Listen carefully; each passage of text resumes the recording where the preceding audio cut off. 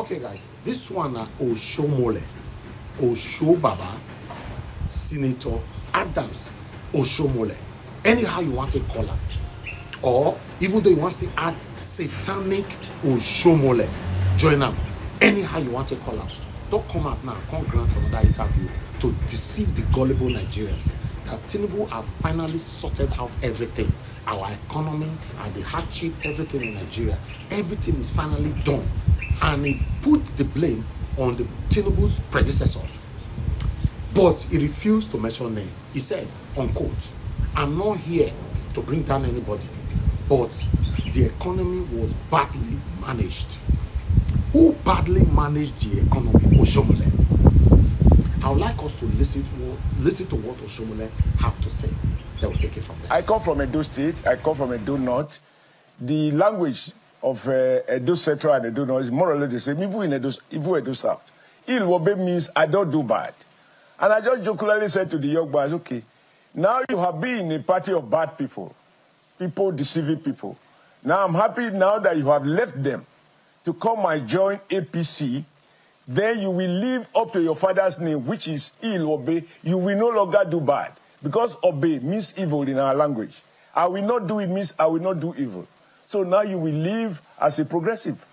This has nothing to do whatsoever with corruption. This guy was not even holding, he was not a public officer, whether at the state level or federal level. He wasn't known to me even as a contractor. So how people could whip this, and why it hurt me, I had to speak about it that day, is that those journalists who paraded, they know better. Because I challenged them to play that tape. They have the tape. Because this was an event covered live. For not a secret outing. So let them play it back and say, fact check. This is what Oshiomhole said. But they just choose to continue to use it. I was particularly shocked that an otherwise a very senior editor could ask someone like the immediate past governor of Delta State, Okowa, did you, in a very mischievous manner, with due respect to him, somebody said I should ask you, did you get permission from Oshiomhole that your sin will now be forgiven before you now decide to decamp to APC? And I think the guy didn't quite understand that the question was informed by just mischief. And the man tried to answer. I said, no, he has not even met me for a long time, which is true. And he worked with Obaseki against me, which is also true. But when we met on stage that day, I said, my brother, having been a governor and I was a governor, we are friends. So, but we'll be put aside by different party divides. So now we are back together, hopefully for never to part no more. So how can anybody do that? And I believe that this is just the art of mischief makers. They prefer to take the negative side. Now, how can you ask, what is my status? Like you rightly said, I am now in the legislature. Is the legislature responsible for prosecution of anybody involved in the wrongdoing? And what will be the wrongdoing? And so it was just mischief. So I had to remind those people that one of them, who's the man who made that statement, he himself was invited by EFCC after he had abused Jonathan as much as he could. Jonathan brought him on board to become his spokesman. And he became a spokesman, in my view, shamelessly. You don't condemn Padediam, I end up consuming it all over. And thereafter, EFCC arrested him too. And I said, was I the one who granted him bail to leave PDP now to become where he is? Because I noticed that consistently, even on Labor Day, he was saying, some Labor leaders who have been involved in picketing, they fought for workers. He couldn't even credit me with that fact that I led protest. This is the guy who wrote Oshiomhole, the people's president, when I was president of the NSC. Right. Rather than credit me with that, they say, when they leave NSC, they now go and become governors, then they become senators. I say, if you are angry because you wanted to be deputy governor and you lost the election in Ogun State, is that the reason you'll be so paranoid that every opportunity you want to abuse me? You want to abuse me, don't hide under the TV, we meet on the street, and we fight it out. The thing is, I know that you taking a swipe at anybody who takes a swipe at you, you're not in short supply. The idea was just for you to provide clarity and give closure at the end. I'm very grateful for the opportunity. I think it's fair enough. I didn't want to drag anybody in so that we stay within the context of it. But let's move on now to what played out today. It's better that way. Yeah, let's move on to what played out today. 3 more senators have now joined the APC. 68 APC lawmakers now in the National Assembly. That means with 5 more joining you, you have a stronghold of a 2/3 majority. That simply means, for Nigerians who may not understand, if you want anything passed, APC alone can make it happen. Is that dangerous for democracy from where? Because now you're the beneficiary of this. So it's uhuru, it's exciting. But speak as a statesman. Is this healthy for democracy? I will always do. If you watch my contributions on the floor of the Senate, the first party is Federal Republic of Nigeria. Because I have argued, and no apologies, that the sum total of all the political parties in Nigeria, whether in or out of government, they are not equivalent to Nigeria. Nigeria is much more than the sum total of all the parties. I stand by that. And if I see a conflict between party interests and national interests, I have no difficulty resolving it in favor of the Nigeria interests. And that informs the position I take on issues. If I'm wrong, it's my head, not my heart. Now, with regards to the defection, I was particularly excited because those who join us today include co-founders of APC. Governor Alero was never in PDP. He was one of those governors who ran election on AMPP platform in 1999, before the then president did everything to try to undermine the AMPP, take their chairman, the chairman of the AMPP, made him a special advisor, compared some of the governors to the camp, and AMPP, who had about, I think they had up to 10 states at the beginning, but in the end, they had few. Of course, you also know the issue of Ashidu, who was in Bauchi, and how he left and the state went to PDP. He was initially in AMPP. So a man like a co-founding governor, I'm a co-founding governor of AMPP. Now, I was national chairman, and I know the contribution of Senator Yahaya, not only to APC, to the governance of Nigeria. As an APC senator, they had internal political disagreements in Kebbi State, and unfortunately he decided to leave, but he left the party, but he didn't leave his people. And the people returned him back on PDP platform. Now, Alero was always, he's not just a co-founder, he had run an election over and over, and he has always been winning. And so it was again this little misunderstanding that made him leave. So when a founder of a house returned to the house, those of us who have been there, who feel miss their absence, I mean, it's a thing of joy. Now, whether this is a danger to democracy, no, I don't think so, sir.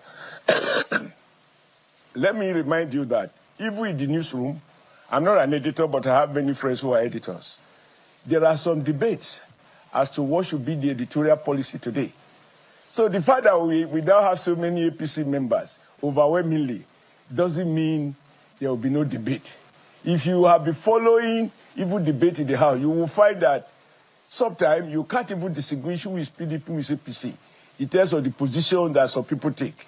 You know, so I think that if you look at the US, they celebrate when a president has control of the Congress as well as the Senate. Every government wants that because democracy, yes, I can say, and I've argued that in a sense you can say democracy is not only a means to an end, that it is an end in itself, in the sense that the right to contribute, the freedom to express yourself, because even dictators can build roads, even dictators can build hospitals. What dictators cannot accommodate, they don't have the appetite to listen to contestation, to divergent views.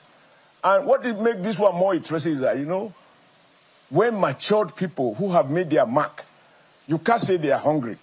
They decide, look, I'm returning to the house I helped to co-found because the reason that forced me out of the house are no longer valid. I want to be part of the movement. My progressive credentials remains the same, and I am returning to the house I co-found. I think it's just something to be celebrated. Deciding now to join the APC, is this a question of implicit coercion, or what exactly is going on? I'm speaking to you as somebody who has been governor and who knows that this is a possibility that they can win re-election without joining the APC? Absolutely. I ran my election as opposition 2 times. In 2007, the PDP rigged me out. I went to court, I fought them. Thanks to courageous judiciary, I won. And in 2012, I went for a rerun, and I won 18/80. I scored the highest vote ever. Not only winning all the local government, I won 74 or 75.6% of the total vote cast. All the other parties put together got the remaining votes. So I understand the meaning of opposition. I think any governor of what he sought will not move because he's afraid of what or the other. But the point is, if you are in a place, even the Nigerian Constitution recognizes, if your party is in tatters, the time you should have spent on state matters, you are spending the time to be rebuilding an umbrella that is torn irretrievably. You rather want, like Governor rightly put it, he said, if you have an neighbor air on the ground, you want to board, and the pilot say, wait a minute, there are crises to the engine and the left or the right, do you still want to enter because sentimentally Akwa Ibom is, Ibom Air is owned by Akwa Ibom state government? You can as well go and board another flight if you want to fly to safety. That for me was loaded, and you can't afford that logic. You can't afford that logic. But let me remind you that those who started defection, the man, the most popular one in the history of Nigeria, is His Excellency Atiku Abubakar. When, as a sitting president, as a sitting vice president of Nigeria, he decamped from PDP to ACN, which is now part of APC. Was he coerced by ACN that was then led by Bola Tinubu, Asiwaju Tinubu, not a non-state president, as of that time? So that will help to settle all these arguments about whether there's cohesion or no cohesion. Was Atiku Abubakar coerced by Tinubu to come and join us in ACN? I was governor in ACN then, so I am familiar with the issue. Did ACN coerce Atiku Abubakar to leave Obasanjo and PDP to come and pick our ticket and run as president? Now, did we coerce him to return, to leave our party and return back to PDP, to go and contest with Abili Jonathan? And when he lost, did we coerce him not being in the state with Jonathan as president? Did we have the instrument to coerce him to come back to APC to contest the primaries against General Buhari, who later became the president, and now former President Buhari? So where is cohesion? I think the best person who can write a book on why people decamp should be the former Vice President Atiku Abubakar. It would be nice to ask him, as a city vice president, you left your party, you were coerced by a non-state actor. So I don't want to discuss all the other one, because when you discuss this in the media, I often ask. We have my very dear friend, Peter Obi, who governed Anambra for 8 years. When he was there, he was already wearing Ojuku's symbol. When he left, he joined PDP. When he lost PDP, he went back to Labour. And now, I don't know what he's doing in Labour, and that I hear about the obedient movement now. I don't know whether that is good. All right, distinguished. So all of these people who talk now about Dikapi, check their history. Is President Bola Tinubu and few of us who can say we have never decamped. But there's a straight question I want to ask you. Given what we have where we found ourselves today, by all ramifications, I'm talking economy, the politics, the security, and all of this. If there was an election today, do you think President Bola Tinubu will win that election in a free and fair election? He will win. Very well. Now, I'll just give you an example. If you listen, as I'm sure you probably did this morning, among the senators that rejoined the APC, rejoined in the sense that they are co-founders of APC, one of them said that before President Tinubu assumed office, people from his senatorial zone could no longer go to the farm because of the level of insecurity. And he announced with joy, black and white, in a letter he wrote to the Senate president, which was read on the floor, that as he speaks, the people are now able to go to their farms unmolested.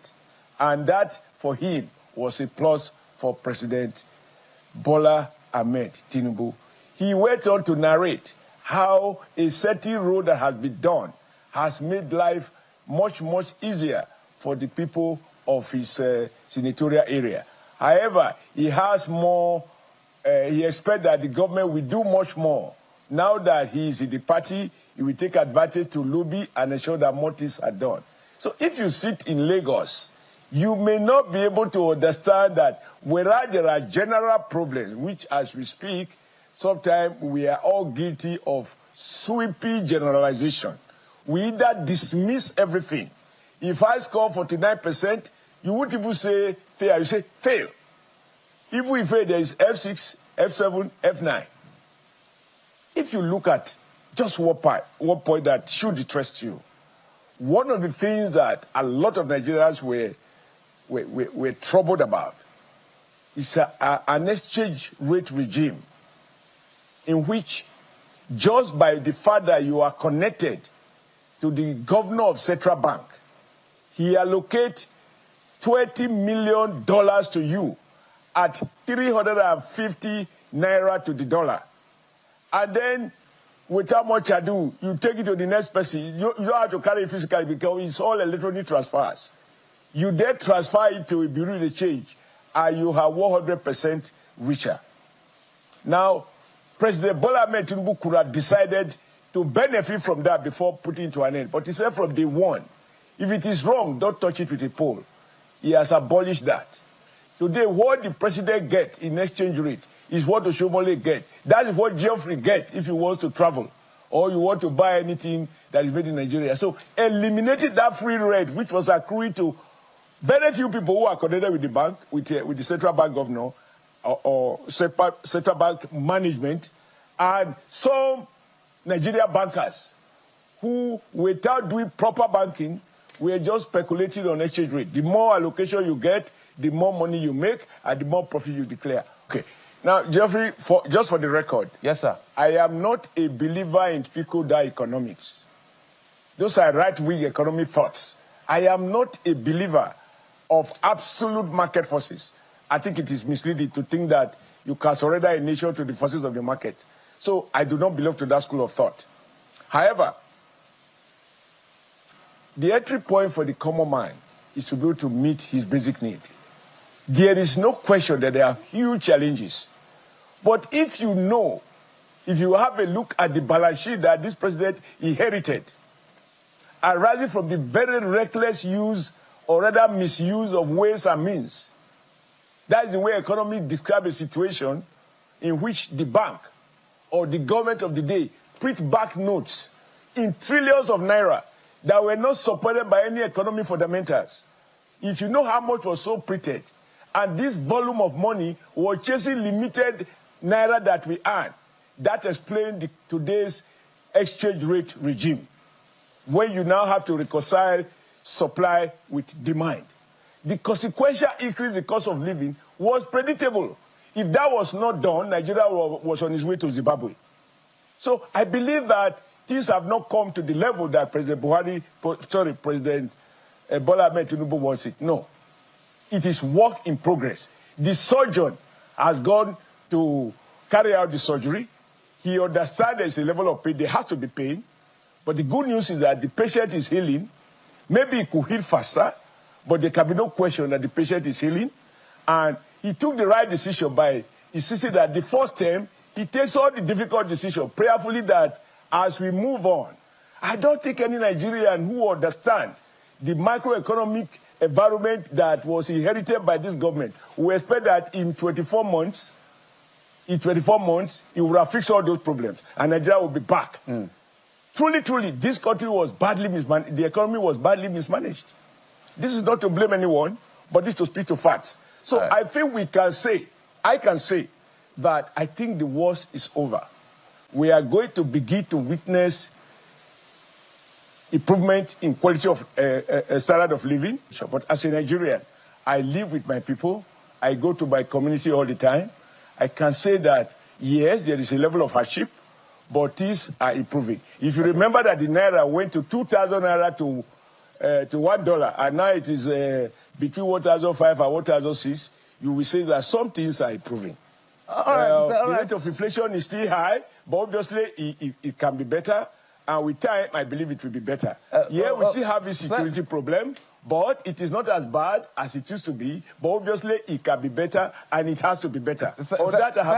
Senator, distinguished Senator, now you're talking like a leader and a politician at the same time. Things are really bad, Senator. Things are really bad. Our per capita income is less than $1,000. Have I? Yes. No. Again, just a moment, sir. And just to remind you, sir, this inheritance that we inherited that we almost fell off the cliff was done by the APC government led by Muhammadu Buhari 8 years. So whatever dish we wanted to fall on, if PDP did it to a point, Buhari's government, in your view, from this analysis we always done, almost took it to the cliff. And then you said President Tinubu is bringing it out. But the question I wanted to ask you, and I will not forgive myself if I don't ask you this question, Senator, maybe you can add it to the answers you want to give me, is the issue of insecurity. I know you've been very vocal about doing something drastic about insecurity. 2 days ago, the last 24 hours, we lost 4 soldiers at the fringes of Lake Chad Basin. They attacked our operational forward base. That's how audacious these guys have become. Look at the carnage on the plateau as well as on Benue. At some point, we made some gains, but we're losing ground. And you have raised the concern that ex-generals have to be called to questions to some of these things that happened. I don't know whether you were shut down in the Senate and all of that. But I would like you to give a direction as to what we can do to stop our people being killed carelessly and just like that. Very well. First is that, what pains me is that, when we discuss security, we are unable to pay sufficient, let's say, respect to the memory of those who have died in the course of trying to keep Nigeria safe. Those 4 soldiers you mentioned. I know several other officers who have died defending Nigeria. And so it would be unfair in a sense to condemn, to suggest as if the army is not doing something. But I think that there is something that the commanders can do much better. They need to provide, because I do engage with soldiers. I mean, I relate with all segments of society, vertically and horizontally. I think that we need to ensure that the defense budget is judiciously implemented. The National Assembly has been quite generous. The president has been extremely generous. He provided, and he keeps giving assurances that he will provide money. But I know as a small manager that throwing money at a problem alone is not enough. Those who have the resources must provide enough ammunition and modern technology to add and improve on the training and retraining and recruit more men and women in uniform to deal with this crisis that we are facing. I believe that has to be done. And it is not for nothing, Geoffrey, that the Senate last week passed a resolution that we're calling for a national conversation, as to what do we do differently against the security people as well as non-security people who have information, who have ideas, as to what we can all do.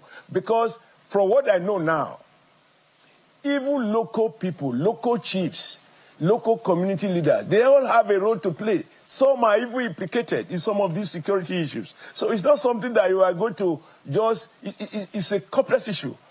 However, I am confident that my business and the business of government of the day is not to lament that, what can we do? Something has to be done. And a conversation around it is at the heart of democracy, that nobody should lay claim to monopoly of solution. And so we want to hear from Nigerians. People need to share their experiences, and I believe that the armed forces will hear. Now, the National Security Advisor, unlike before, we have a National Security Advisor who is doing everything he can to have more coordination between the Army, the Air Force, the Navy, etc., etc. And some of the commanders have attested to this, unlike before where they were competing. So again, that represents some progress. And I know that they are able to put a joint team in place to deal with this insecurity in one place or the other. But like I argued not too long ago on the floor of the Senate, I said it will appear to me that as we make progress, pushing this guy out of certain part of the country, they tend to want to move to another place, which is logical. Now, the issue is how do you circle them?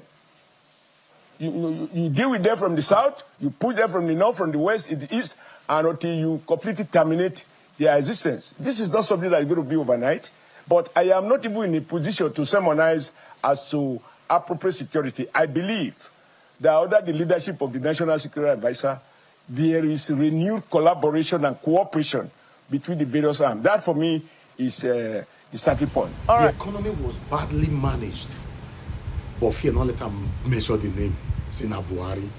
Do you know why? Because the satanic Buhari, satanic Tinubu, satanic APC, all of them are satanically affiliated. That's why he cannot mention name.